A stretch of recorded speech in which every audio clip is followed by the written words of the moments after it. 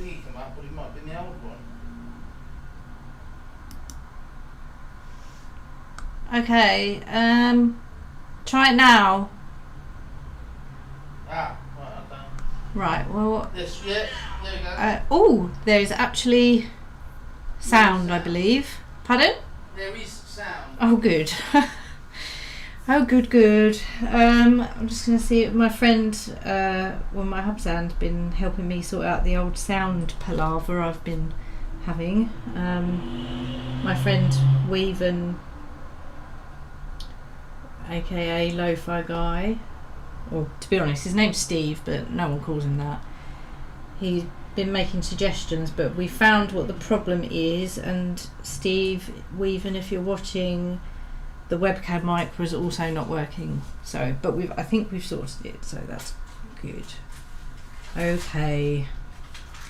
Well, this was supposed to be very relaxing, and I'm now very stressed. So, okay. Let me just message him. I hope I haven't. Oh, my phone was in that then. Let me stop and come back just in case.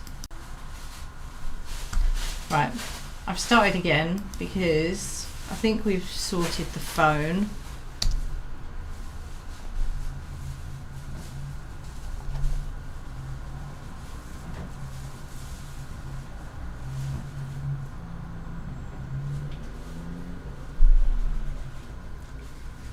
Okay, yeah, sound is good. Weaven says the sound is good.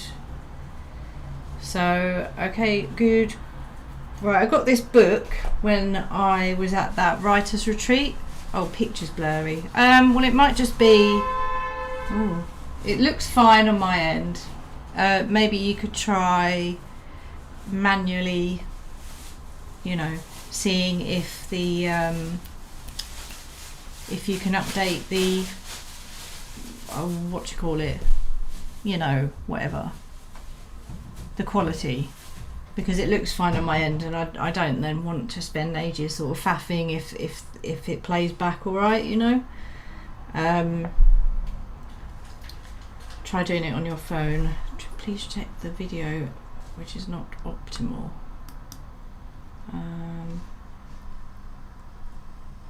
Video resolution, current resolution, stream settings.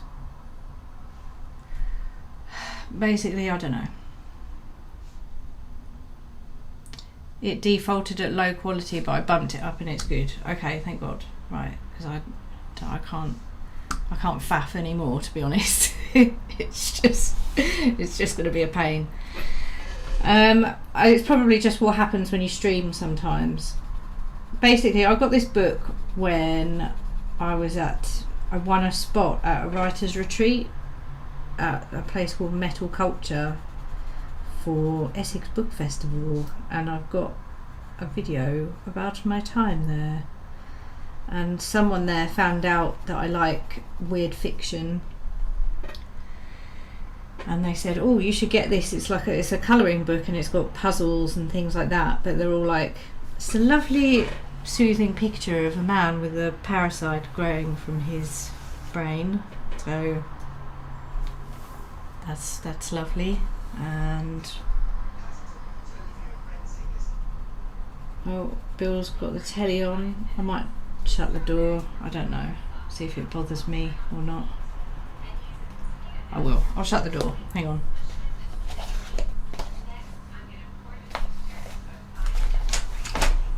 There we go.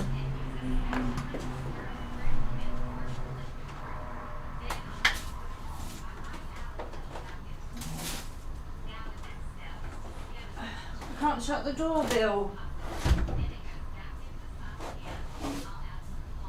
Bibby? Yeah? I can't shut the door. Yeah, go for it. I can't shut the door. Oh, I'll shut the door for you. Thank you. Sorry, I'm very weak. What's the front of the book like? Or is the television disturbing you? Yes. It's H.P. Lovecraft colouring ... an activity book. Right. dropped my pencil.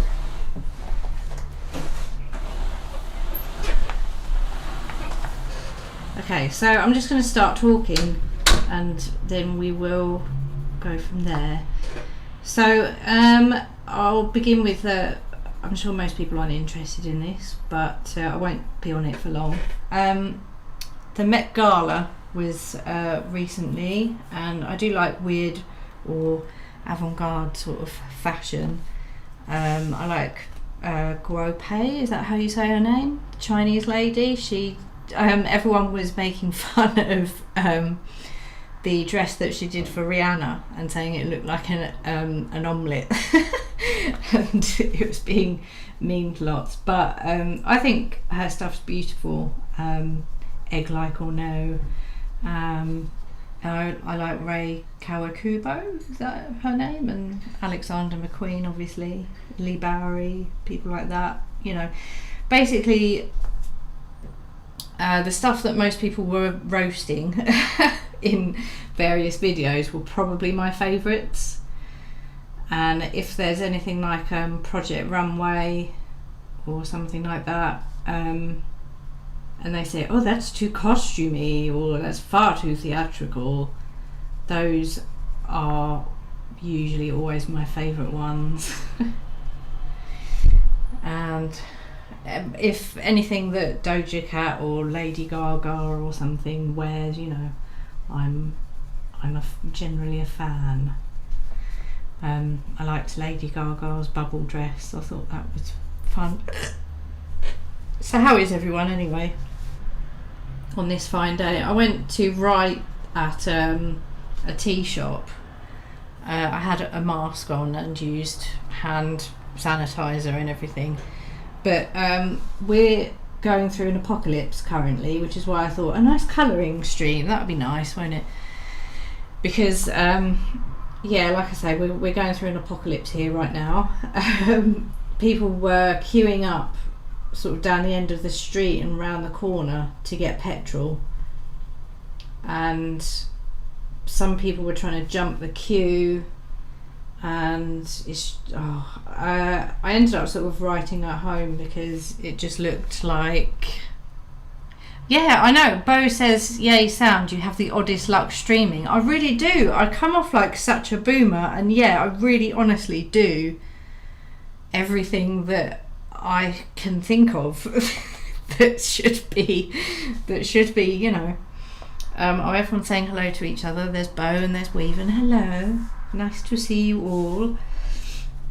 So another of my interests that I thought I could have a casual chit chat about are people like expose videos on YouTube, don't they? That's kind of a big thing. And if a person does something bad, then obviously that's important. Or if you have like a belief that's something that someone says is, I don't know, a worry or something, then that makes sense. But I'm kind of fascinated. Bo says, I don't believe you, noob. I don't know how else to, like, I know I am a noob, I fully accept it, actually, to be honest. There's no point really in pretending that I'm not. I am a noob.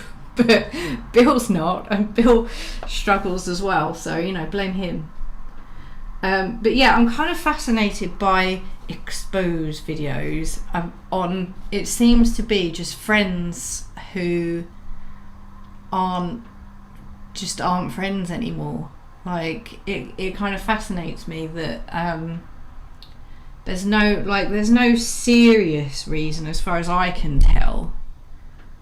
And I'm talking, it doesn't mention any like really serious issues. But it just seems to be that they just don't like this person anymore, and make a video about like I don't know, like this person's a liar and they lied about this thing, and it's a bit complicated, I think, because for a start, you know, sometimes it can seem like a person's lying, I guess, but maybe their memory was just bad, or they changed their mind, Like I've actually taken a couple of videos down where I thought, no major reason, but I just don't really agree with what I said anymore. Like it happens, and if a person does a lot of videos, then there's probably going to be a lot of those, or that, you know, they just get stuff wrong, and as long as that's not harmful, it's not really a major deal. But I am fascinated by people who are okay with just putting everything all out there, because I really do. I don't know. Like I suppose with most things, I'm quite a private person. Maybe I could be wrong, but I think I am. And the idea, people can react in the most hurtful ways when a friendship ends, and it oddly comes from a place of love. That's very true. And I suppose as well, things can seem so much worse that, like, if you look from an outsider's perspective, you could think, well, did this really need to be put all out there? Like, what, you know, I mean, is it something that's going to affect me? I think the final page of that Lovecraft book should be blank, and you're instructed to draw and colour whatever you like. The title, however, must be Madness. I like that. I might see how we go. If there is a blank page at the back, should we see if there is? If there's anywhere, oh well, that'll do. Yeah. When at the end of the stream, I tell you what, I will just draw something, and I'll title it Madness, and I'll put what what I think should go there. That's a deal. Okay, that's a good plan. What was I saying? So I suppose, like, an outsider looking in could think, well, what needed to. Personally, I would draw a squirrel. Yeah. They are quite terrifying. Did you see that episode of Rick and Morty where the squirrels in one universe are secretly guiding, are secretly sort of having an impact on the way people like live their lives and stuff? And Morty found them out, and they had to he had to go to a different reality or something. That's good. I'm probably the Rick and Morty fan base is known for being a bit obnoxious, and I'm probably obnoxious, but I do it quietly to myself.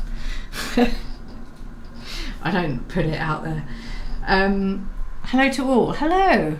How are you? How are you doing? We're having a lovely little colouring chat. Yeah, so I was talking about people who are fine with sort of putting everything out there, like online, and it began with talking about so-called exposed videos, but it not being about anything, you know, serious that would affect people other than the maker of the video or something,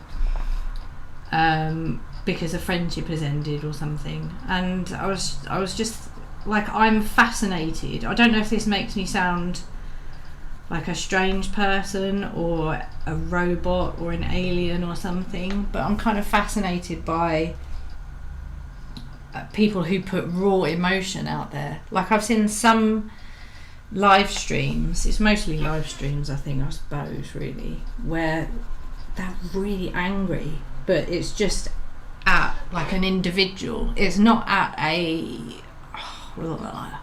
definitely an alien even says, yeah, no, I agree. It's not a system issue or something like that. Good but tired. I'd rather listen to your silliness than the so-called important stuff. Yeah. That's what I figured. No, you're not a robot or alien. This is interesting. Yeah, it is, isn't it? Like, because people watching is... Because I'm a bit of a recluse, I suppose, but it's how I people watch. I people watch by going online and watching other people interact, and you know, some people are fully sort of okay with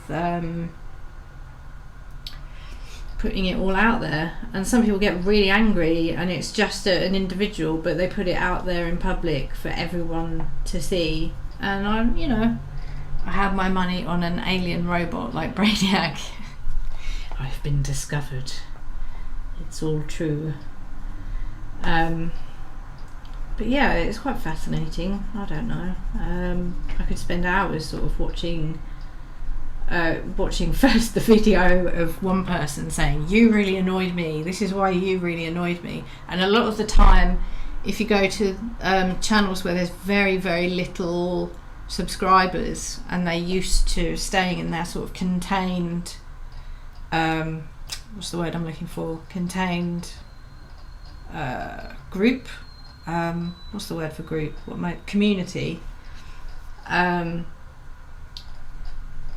Then they don't really need to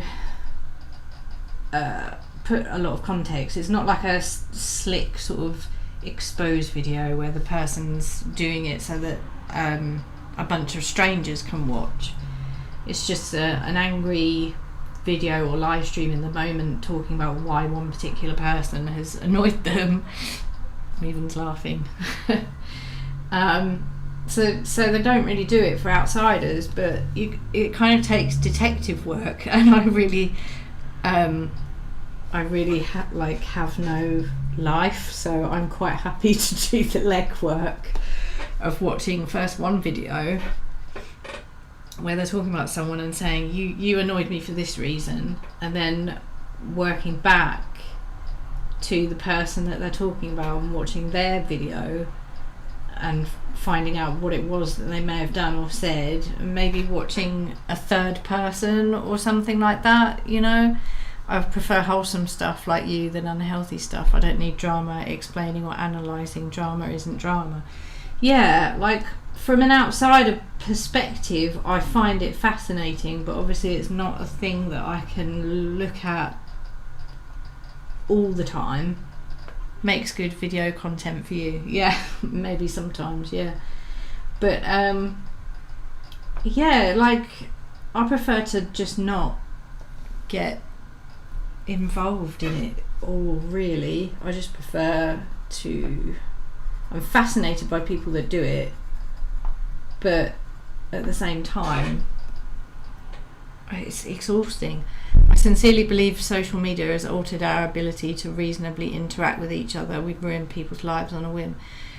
Yeah, I think that is a thing. You know, I don't know how else to say. Like, you know, if it's not over, like I say, not over. I completely agree. Yeah, if it's not over, like a issue, as I was saying, if it's not over, like I don't know, you know, like racism or whatever. If it's just because someone annoyed. Okay, here's a way of like here's another thing I find really bizarre and fascinating, and it's along the same thing, and it's a way I can explain it, right? Imagine like now people who've got followers, whatever happened to live and let live. I ruin my own life on a whim daily. No, you don't even. No, you're just a quiet hoarder.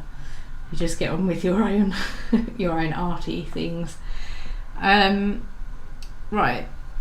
It's bizarre that you could be a person who just sits around, I don't know, playing games, which is stuff that we always used to do with no audience, you know, or just hanging around. But instead of it just being you now, like just you, you have like tons of people that are invested in your very ordinary life.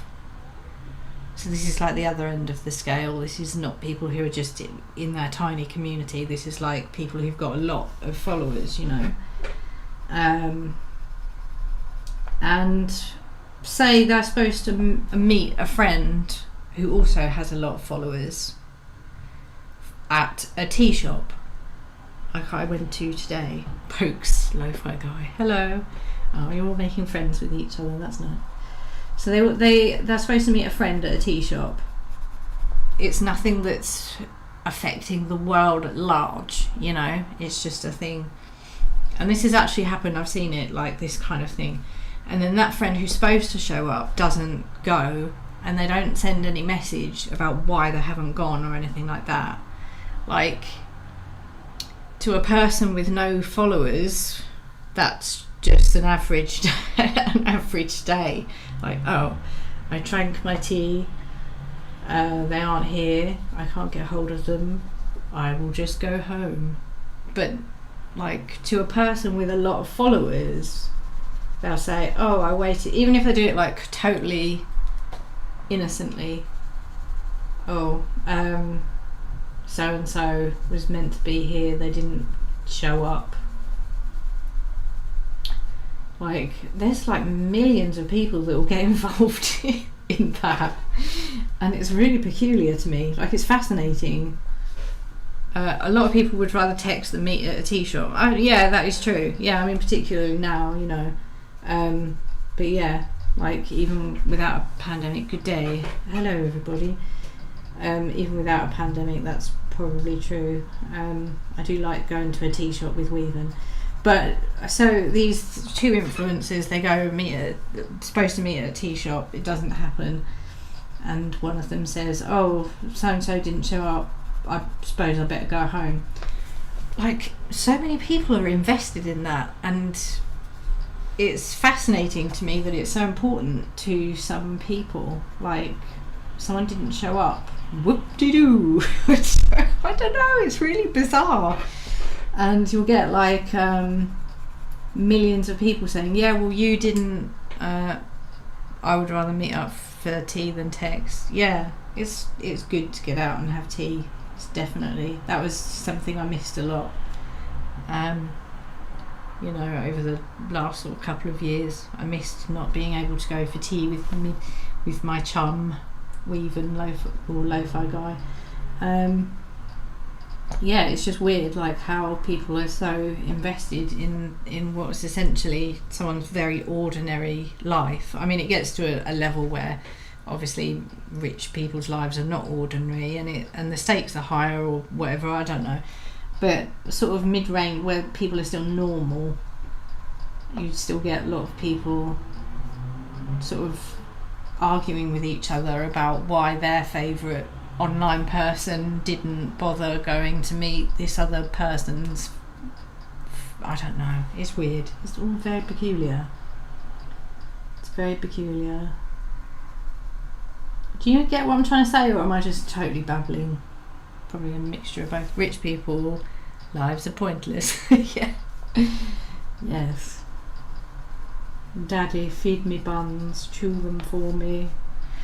Immediately DMs other person, where the hell were you? I missed lunch to watch this tea stream.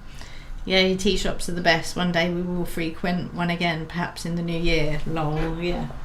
I think we should, yeah, we should. There's a nice one right near where I've moved to, actually. I've been in there a couple of times, obviously taking precautions. That's where I saw the cars. They were queuing up to get all the petrol, because we're living in the apocalypse at the moment. So I know this is a relaxing colouring stream, but it was just there where I was at the tea shop. And I hope so. Yeah, definitely. And there were people trying to jump the queue, which is not cricket. It's not the done thing. But yeah, it was so bizarre, like, to look up from writing and see these people sort of desperately, oh, by the way, how is your human pet? Do you mean my husband? Yeah, no, he's fine. Bill's fine. Yes, he's a patient man. He accepts all the all my weirdnesses. Sorry. Yeah, no, he is my human pet. We're kind of each other's human pet. I don't know. We accept each other, and that's the main thing, isn't it? So, what else can I talk about? I suppose another thing I could talk about is, before I met Bill, I did some, if we're going to continue the online conversation, I did some, oh no, not all online dating. Good. Yeah, that's what I think. I did some online dating and some non-online dating. before I met Bill, of course. I don't know what made me think of it the other day, but there was this person I was talking to, and I was a life model at the time, and I was doing a bit of journalism for magazines and stuff, and this person said, like, we were messaging each other. It was before we actually met. Actually, we didn't end up meeting because I thought he was strange. Yuck, old thinks. Oh, hello, Evan. I came to watch earlier but got distracted by you and Leo's video chat from 2018. Hello. Yeah, hello. We did do that chat, didn't we? And at the end, I was trying to say that I wasn't a boomer, but the end was really awkward, if I remember rightly. He left, and then I kind of didn't say anything and was just sort of silently panicking about how to end the stream. Yeah, what was I saying? Oh yeah, this person, right, okay, so I was talking to this person via message, and they said, oh, you said you did journalism, but I couldn't find anything by you. And there was a weird, like, oh, online dating, old. Oh, I mean, that is actually how I met Bill. I met Bill online, on an online dating thing. So it does work occasionally, I suppose. I mean, you know, it's been nearly, what, God, how long have I been with Bill? Forever and a day. No, it's, I think it's been like 8 or 9 years, something like that, I don't know. 8 years maybe? I don't know. Yeah, so there was this weird accusatory tone, like, I can't find anything by you. And I said, really? Yeah, it's been about 8 years, something like that, yeah. In December, I think maybe it will be 9. It's either 9 or 8. I actually don't know anymore. That's how long it's been. Yeah. So I said, well, I'm on here by my shortened name, which is what people call me, which is Maddie. So, yeah, I mean, you're not going to find it. My article was by looking at Maddie. That's not what I'm under. And then we started talking about how well done, lass. Yeah, thank you very much. Yes, yeah, definitely found the one. He's very easy to deal with. I'm very easy. Well, I say I'm very easy to deal with. That's a lie. I'm not easy to deal with at all. But we have a very easy relationship, is what I'm trying to say. No, I'm definitely not easy to deal with. But he's a very patient man, like I say. And we haven't had. I'm sure some people will say this is unhealthy, but we've never had an argument. I won't touch wood because I don't want to do that. Bill is super chill. He really is. Like, we even, you know, they get on really well.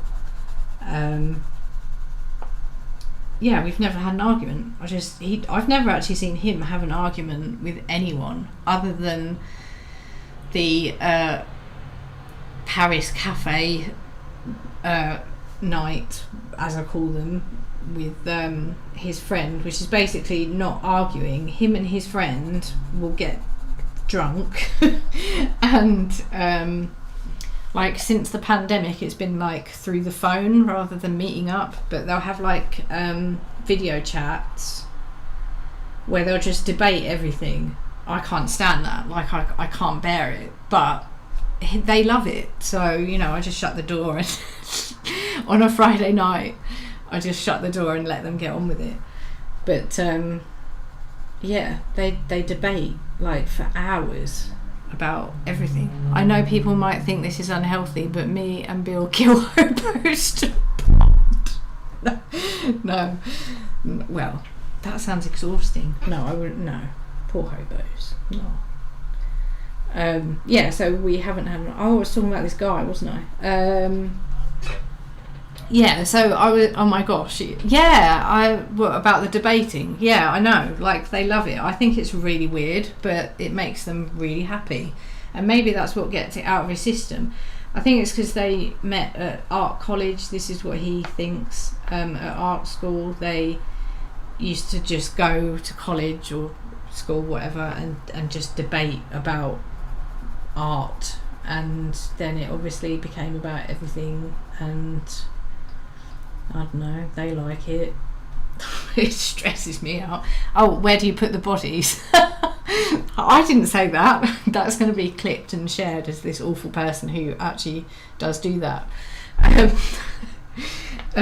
Bo says that that's what we do, and that is not true.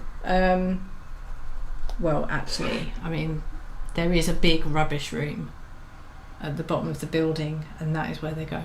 I love a good debate with healthy, respectful people. Yeah, and I can totally see why they like it. It makes sense, but it's just, I just can't. Like, I know, like, you know, debate teams exist and people enjoy a good debate or whatever, but it's just not. Oh God, I just couldn't do it. Not my cup of tea. Yeah. So anyway, I was also life modelling at the time that I was talking to this guy on an online dating thing, and he said, "Is journalism all you do?" And I brought up life modelling, and I remember he said something like, "Oh, I don't think I'm okay with that." And I was like, "Well, that's kind of a problem because that's my job."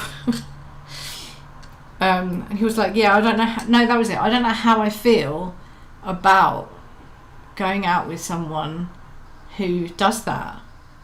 And that just struck me as a very odd sort of thing. Yeah, right. It struck me as a very odd response. Like, well, you don't have to do it. I didn't really know what, like, you don't have to stand there nude. Yeah, what's wrong with life modelling? I don't know. Like, did he think I was... I don't know. Like, I don't think there's anything wrong with stripping. I couldn't do it, but, I mean, you know. I mean, I really couldn't do it because I've got no coordination. But yeah, posing for art classes, you know, a lot of them are, what, like, I don't know, young college people, and you just stand there and they learn how to draw a person. Yeah, it was very confusing to me. So, yeah, he said, I don't know how I feel about you doing that. I was like, well, yeah. I was thinking, we haven't met yet. There's a red flag. We haven't met in person. And you're saying that. That's very strange. I met some nice people, but, you know, as well, like on dates, but sometimes they just don't click, do they? They're very nice, seem very nice, but they're just not the one. It's always very awkward when you've gone all the way for like a cup of tea with someone. As a Chippendale dancer, I just can't respect a life model. Yeah, it was really, really peculiar response. I was like, yeah, I'm not going to meet you, goodbye. And then I think it was shortly after that that I met Bill. And possessive, yeah, very possessive and very peculiar. On our third date, we just went into Southend, which is where he lived. I didn't live in Southend at that point. I'm from Essex, but not Southend. And I knew he was a keeper when, we got on really well, but there's loads of pigeons all the time in the middle of the town centre. And we were walking along, dodged a bullet. Yeah, right. Weird. We were walking along, and then all these pigeons flew at me, and I screamed. Like, if you haven't heard me scream, which I, obviously you won't have, but if you haven't heard me scream, like, it's blood curdling, like it's actual terror. I don't do it in a cute kind of, oh, I'll make a boy look after me sort of way. Like, it was like spine tingling and really loud. And he just kind of found it funny. Yeah. But there was like a whole bunch of pigeons just going for my head, you know. It was terrifying. I like pigeons, but back off. Back off.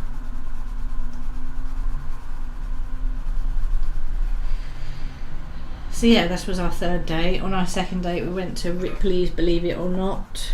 That was fun. We got lost in a maze, and in the end, because you know, obviously it was dark, so I had to lead Bill around because he can't see. And in the end, I had to find someone that worked there and said, "Please, can we just skip this part? I'm getting really stressed." And they realised the issue when they saw his stick and let us go up in the lift. So that, oh god, actually, that reminds me of the Uffizi Gallery. We went to the Uffizi Gallery in Florence, and they were really lovely and really helpful, and they saw Bill's stick and sort of assumed that he couldn't see anything, which a lot of people do. I mean, he's blind, but when you're partially sighted, you know, if you don't know, sometimes you can see a bit, and he can see like a tunnel in front of him. So he can go and look at art, but you know, he needs a stick and things like that. But we were going around the Uffizi Gallery, and the guy who was really helpful said there is a blind tour that you can go on, and I used this for a story, but nothing else in the story is true, but this is true. And he said, "Oh, you know, come on the blind tour, and we were so polite, like to the detriment of ourselves. Oh, he has tunnel vision. Yeah, like the tunnel that he can see through isn't that clear. Like if he looks at the telly, he can't see faces really. He can see the outline of people, you know, but he can sort of go and super pajama powers activate. Yes, I am in pajamas always. I live in them. Yeah, so he said, "Oh, come on the blind tour," and he was so insistent, and neither of us wanted to be rude. So we ended up going on this blind tour that we didn't need to be on. Lol, PJs rule. They certainly do. And we were looking at these statues, and Bill was given these white gloves to put on, and the guy was giving us like a private, he was like talking about what they look like and things, and we were sort of like thinking, oh, you're such a nice person, but this is sort of excruciatingly boring because we can see the statues, but oh god, I think in the end I said, we've got to go, but who's the character? Actually I don't know not sure what story this is. I don't know actually. This is a book that I got when I went to a writer's retreat, and someone there found out that I like weird fiction, and they said, "Oh, you've got to have this." Oh, it's another example of politeness. "Oh, I'm day blind. Everyone looks like silver beings during the day. At night I see everything." Oh, really? Because he's got like the opposite. Looks like Enoch Powell. Yeah, he looks, wouldn't say he looks sad about the parasites, but he looks like he's forgotten his keys. Like maybe they don't take everything in his brain away, but little things that are sort of mildly annoying affect him. Like he won't remember where he's left his keys, and he won't remember where he put his drink, and he wants to sit down and watch telly, but he's constantly got to go and find things in order to be able to relax. The mildly annoying parasite, attack of the mildly annoying parasites. Ew. Like, yeah, it's like immigration. Yeah, it's like Yeah, like a Britain First type. Yes, that's what's happened. That's what's happened in the UK. These are the reason we're having Brexit. Yeah. So I don't even know what I was on about. Oh, the Uffizi Gallery. Yeah. So like we were being led around to look at these statues, and we could see them, but we were having to sort of listen to sort of 10-minute descriptions of what they look like, and Bill was told to sort of feel them with these white gloves to feel statues that he could see. Fleas. Yeah, got to translate it to a mural. Yeah, and he was when we were leaning over this one statue, this nude statue, I whispered to him, just feel the statue's dick, and then he'll think that we're weird, and then he'll just leave on his own. But he didn't want to do that, which is obviously understandable. I thought it was funny. Yes, Florence. Oh lol, violence is fun. I know what you mean. Yeah. Sounds like being invited to my ex's house. Yeah. Oh, dealing with family members. Dealing with family members. I mostly, well, I mean, there's two major family members that we don't talk to anymore, and my life has been so much the better. So much for better for it. You could touch the statues. Yeah, if you do the blind tour, he could touch them in the gloves.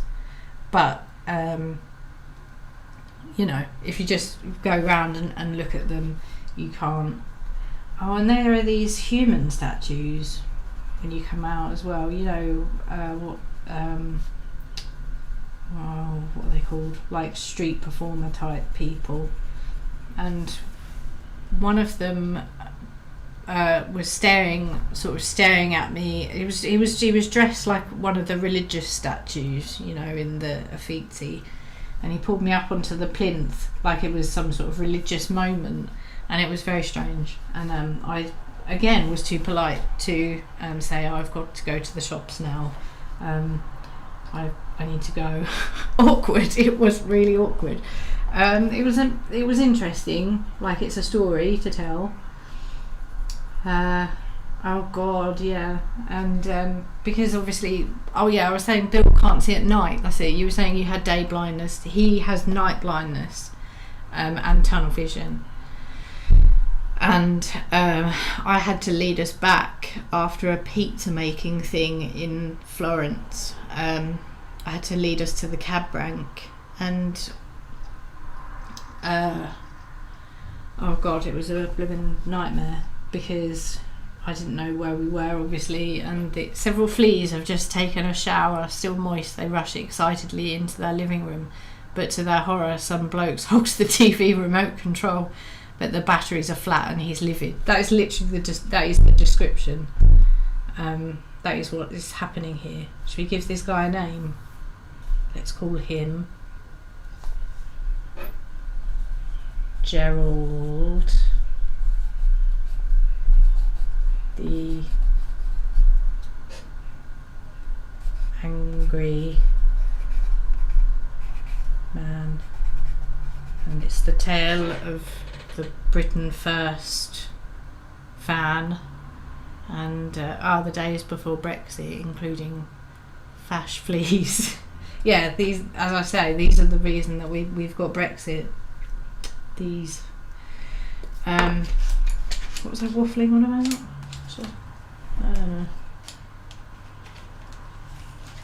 Who knows? What colour hair shall I give this person? Why don't we go for a brown bouffant? I require the lavatorium BRB. Okay, Weaven.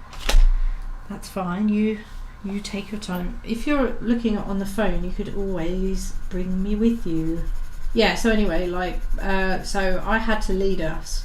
Bill can't see anything at night, obviously. But I had to lead us to the cab rank, and I just panicked. And I don't... people in cities. Oh, and night blindness. Oh, Bill can't see at night. And yeah, Firenze. That's right. Oh, green. You want green hair? Oh, it's too late. Oh, I'll give him green ears. Yeah, I'll give him green ears. People drive, absolutely balmy in all cities. They really do. London, anywhere. But in Italy, I have to say, it was the most terrifying driving I think I've ever seen in my life. And instead of going a sensible way to the cab rank, like via the pavement, green ears, poor man. Yes. Well, I mean, I imagine there'll be some sort of alien thing going on there. I ended up panicking and just running, and we ended up in the middle of a roundabout. And Bill's going, "Why can I feel grass beneath my feet? What's going on?" Italians are supposed to be crazy but precise drivers. Fleas coming over here and jumping all over the place. What's the problem with British fleas and their harmonica playing? Yeah, harmonica playing. Crazy but precise. Yeah, maybe. I don't know. In the moment, I was just sort of completely distracted by the speed and the amount of cars and the noise, and it was just terrifying. So we ended up in the middle of a roundabout, and then I just had to go back. Oh, you were driving? No, we weren't driving. That was the problem. I ran across the road, and we were standing in a roundabout. With northern Italians tended to be more in control and less chaotic. Yeah, it's definitely a city thing. It's Florence is a city, isn't it? Yeah, I'm pretty sure.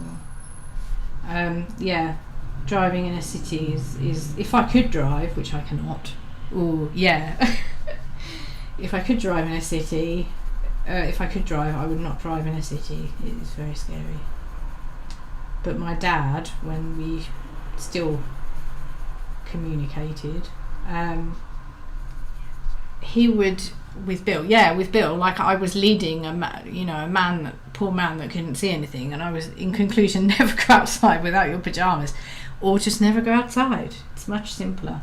A man that couldn't see across a manic road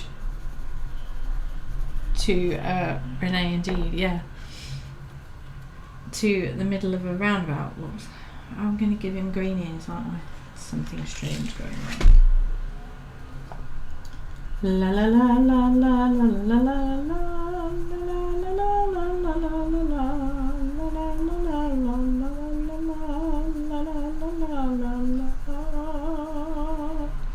Anything else invites entropy. Yeah, that's the truth. So yeah, I do all my people watching sort of on the balcony or online. It's a very strange culture in which we live. Everyone's sort of, up in each other's business a lot more than they used to be. What kind of face shall I give? Should I just make him green? I'll just make him green. Be easier, wouldn't it? Hello, I'm the green man. Like some sort of ancient elf or something like that. How is everybody else anyway? Has anyone been doing anything interesting or along those lines? Humans suck in a bad way. Yeah, like at the moment, to be honest, I'm just sort of keeping my mind and my eyes away from any, or it's the lighting, moody. Yeah. Is the lighting moody? That's good. Away from any sort of substantial news, but obviously you can't help seeing what's directly outside, which are, queues of cars. Ambience. Oh, that's a good word. Ambience. That's what we want.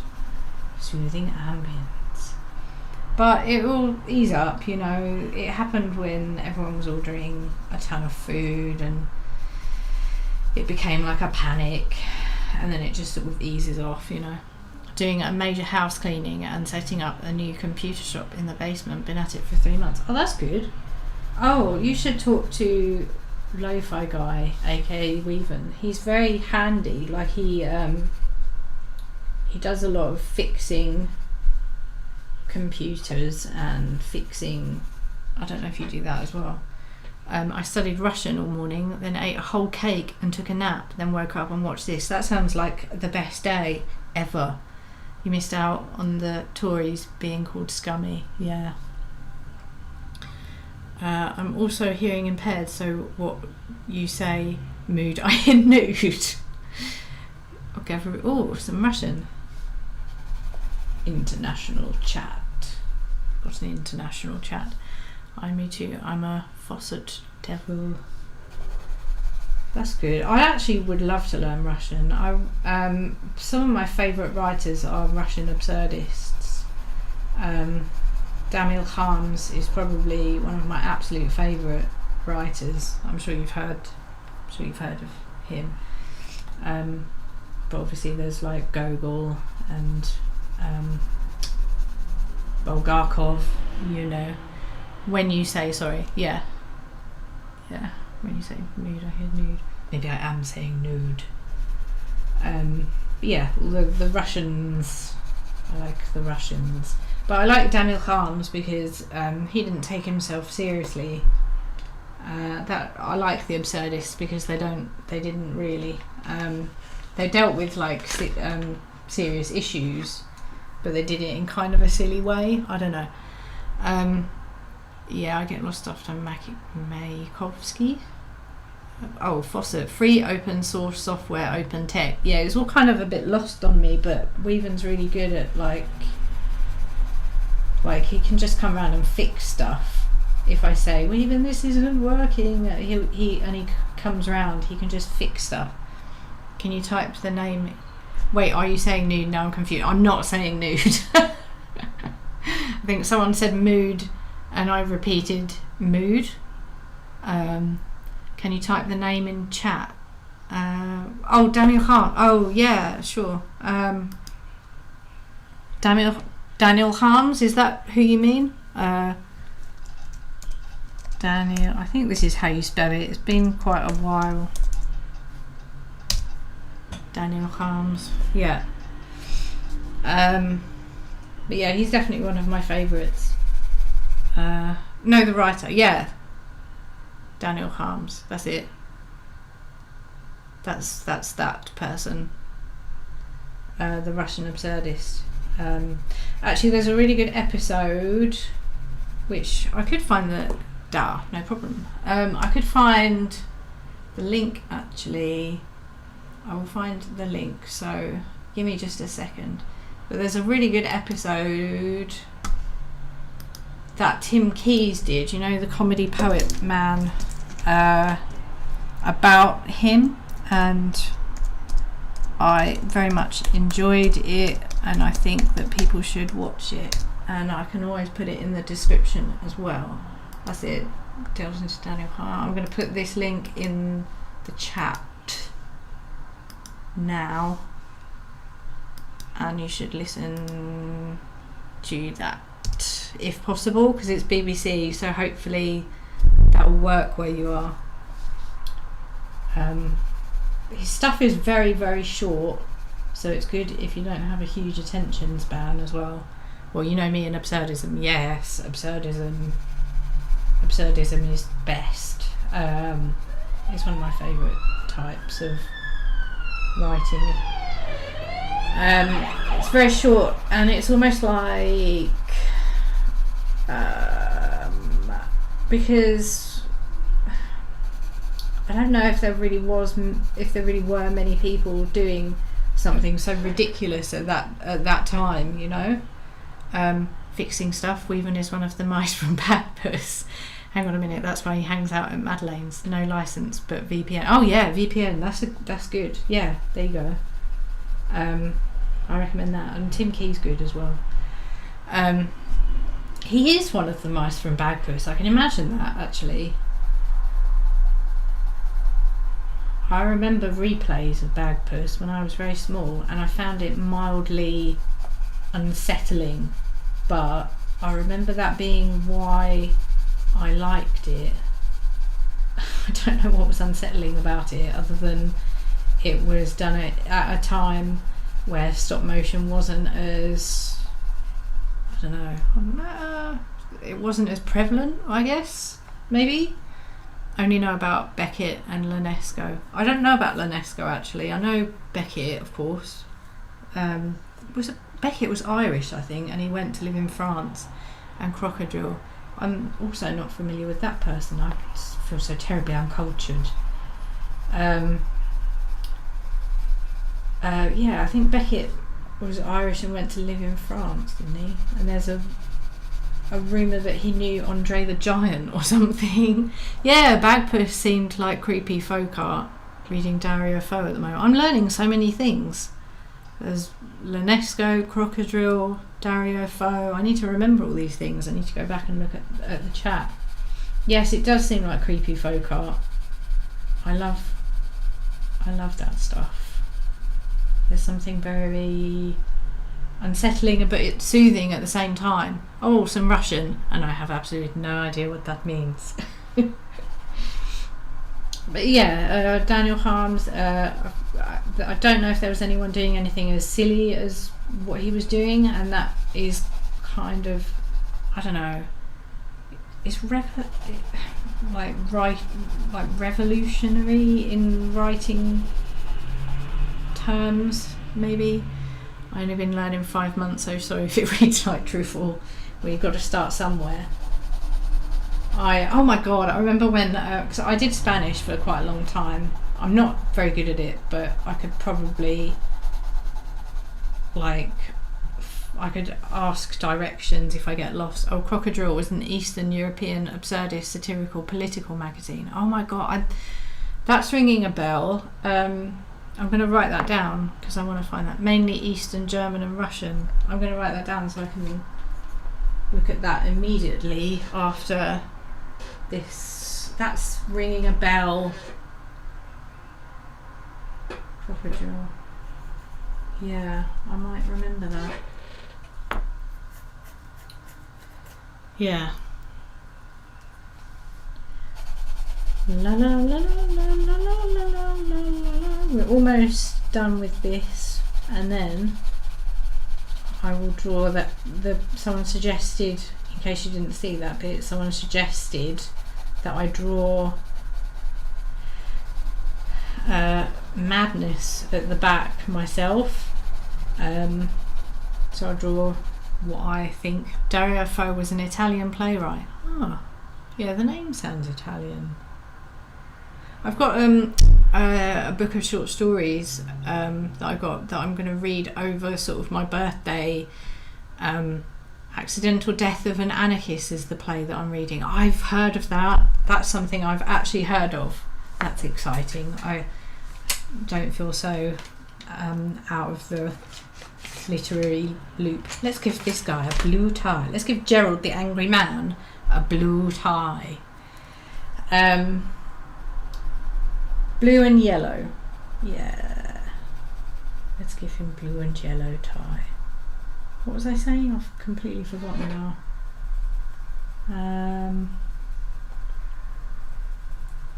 Can't remember.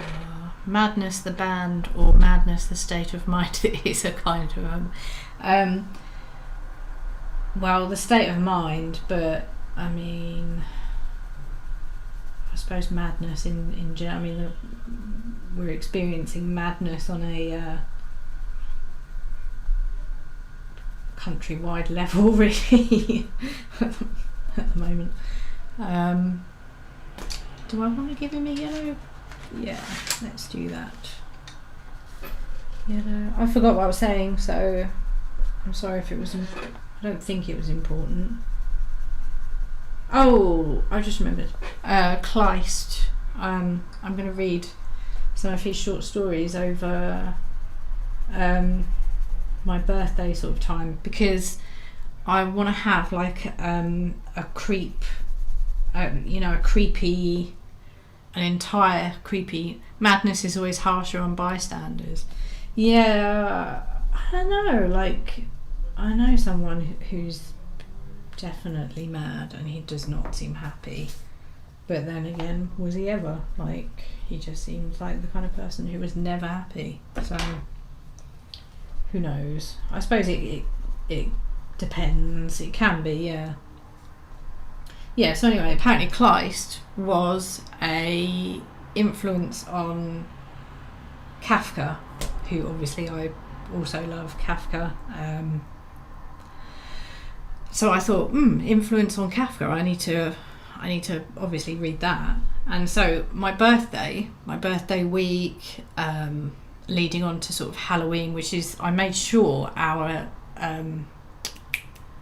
what's the word? When you get married and you have like what is it called? An anniversary. The drawing looks awesome. Thank you very much. I did not draw this. I'm just colouring it in. This is something I got at a writer's retreat, this book.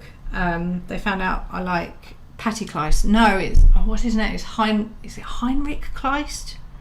I'm going to have to, let me check. Is it Heinrich Kleist? Something like that.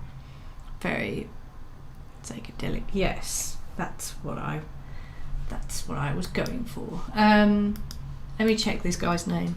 Heinrich Kleist. Yeah, Heinrich von Kleist, that's his name. I saw a film about him and this lady who they basically shot each other in a pact of, she was ill and he was, I don't know. But the film is not, the more I found out about it, the film is very not about them in real life. It's the director's story. It's very good. I recommend it. I can't remember what it's called. Is it just called Kleist, or I'm not sure. I want the finest drawing of Suggs known to humanity. I want him in a blue and yellow tie, and I want it now. Disgruntled flea. Yeah, the fleas are the ones in charge. Kafka seems to be influenced by Hoffman as well. Yeah, I mean, definitely. Hoffman's an influence. Hoffman's an influence on me. I like the fact, fictionalised loosely, but I mean very loosely based. It basically had a couple of things that happened and then created her own story, which is also good, but not the real story, if you see what I mean. What was I saying? I was going to talk about Hoffman, I think. Hoffman.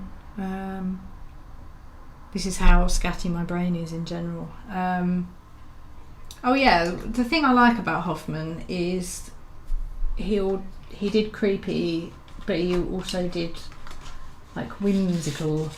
I like not being I feel like my stuff is under the umbrella of weird, but it can be Heinrich von Kleist, that's the guy. Yeah, Heinrich von Kleist, that's him. But about Hoffman, I feel like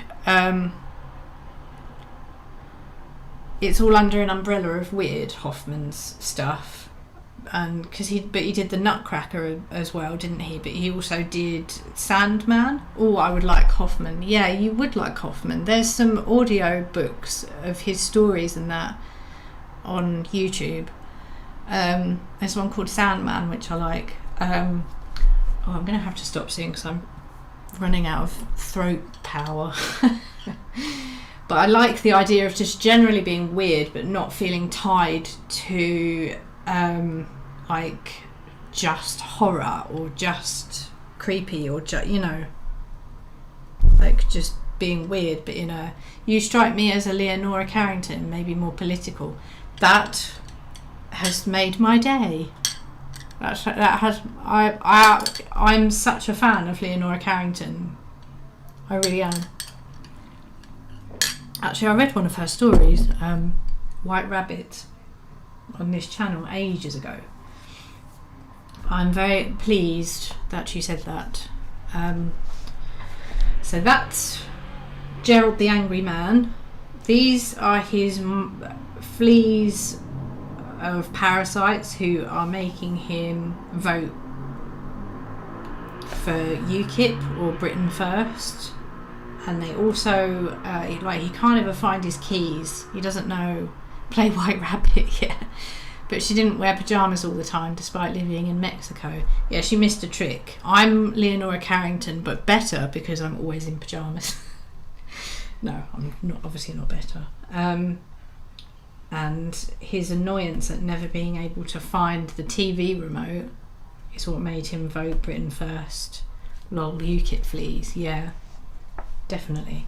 Right, so I'm going to finish up on drawing this picture of Madness that I promised somebody. Not Madness the band, I just want to reiterate. Okay, let me have a think.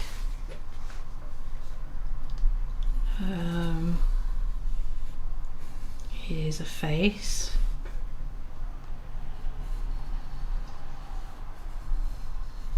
This is a man or a lady or a non-binary person who is very annoyed. That's a mouth. Oh, as soon as I've done this, me and Bill are going to watch Mike Flanagan's new series, Let the Creepiness Begin Now. Probably blames the Windrush generation for... Yeah, oh God. Yeah, I reckon. Oh dear. So this person's just as annoyed as Gerald, but he's just not really sure why. He knows that something is wrong, but doesn't know why. Give him a body.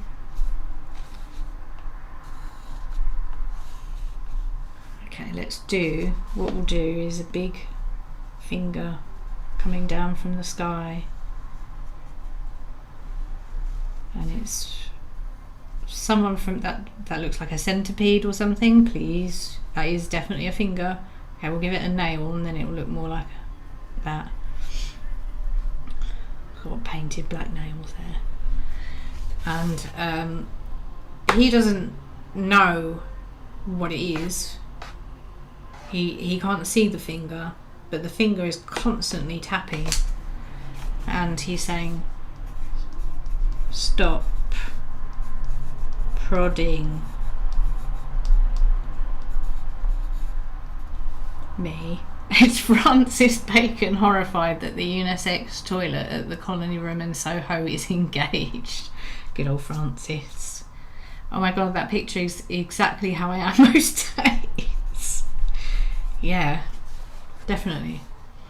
After I've gone back to sleep, I wake up at 4:30, and then I do all the things, and then I go back to bed, and then after I wake up the second time, Francis Bacon, it's Francis Bacon, stop prodding me, and then the person up here says, I'm not touching you. Francis Bacon the painter, yeah. I'm not touching you. So like they're doing that annoying thing that I don't know if you have siblings. I'm like that as well, but I've glued comedy arms on. Oh yeah, should I give them? I'll give them arms. They're doing that thing that my sister would do, where it's like, I'm not touching you, I'm not touching you, but they're almost touching you, and you're saying stop it. Leaves a massive Doritos streak across his head. Yeah. Yes, here. I told Bill, actually, my mum and my sister came round for an afternoon tea that we set up in our front room on my pride and joy, which is my table. And there's the Dorito streak. And I touched Bill's t-shirt. I put my hand on Bill's t-shirt. And then I said, oh, I'm sorry, you've got bread hand. And he's used to my nonsensical gibber. But he said, what's bread hand? And it's because I'd had a sandwich and then put my hand on his t-shirt. It had left a powder mark, and that is bread hand. So this is probably madness, I suppose, in a sense. Or actually, to be honest, it's not really madness, it's just someone being annoyed by somebody. I think that's a theme. We've got Gerald the angry man, who's just slightly annoyed by the irritating parasites, and we've got someone being annoyed by an invisible man, perhaps a giant. Okay, well, I'm going to go and watch the Mike Flanagan thing, new series that is on Netflix with Bill. Bread Hand is the most prestigious school in Essex. Well, it is now. Yeah, okay. That was very much fun. I enjoyed that. Here are my hands, and they are not made of bread. Okay, thanks everyone. I enjoyed that. Good times were had by all. Bye, goodbye.